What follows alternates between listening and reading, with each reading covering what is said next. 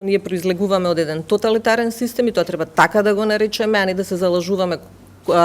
постојано дека не е поранешна Југославија имала, нели знаете, тоа било социјализам, тоа било самоуправување, тоа не било така ригидно, да кажеме, како другите посткомунистички земји. Не, комунистичкиот систем е тоталитарен систем и тој тоталитарен систем произведува тоталитарна или авторитарна свест и тие, воглавно политички елити, ја носат, што се практично и производ на тој и физички производ, ако сакате, кој се занимавал или кој бил во политика или кој одлучувал во општеството, најчесто се луѓе кои се практично наследени од тој систем и ви имате една таква вештачка ситуација каде што луѓе со авторитарна свест мора да практикуваат демократски процеси и луѓе со авторитарна свест формалната демократија мора да ја практикуваат. И токму затоа ние имаме комплетно анулирање на формалната уставна поставеност, непочитување и имаме проблем, тој константен судир,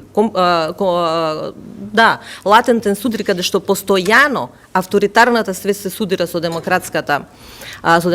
пракса, произведува ситуација каде што луѓето се демократи, властите се авторитарни. И затоа според мене чувари на демократијата се граѓаните кои постојано инсистираат на системот, а рушители на демократијата се оние кои го практикуваат системот со таква авторитарна свест.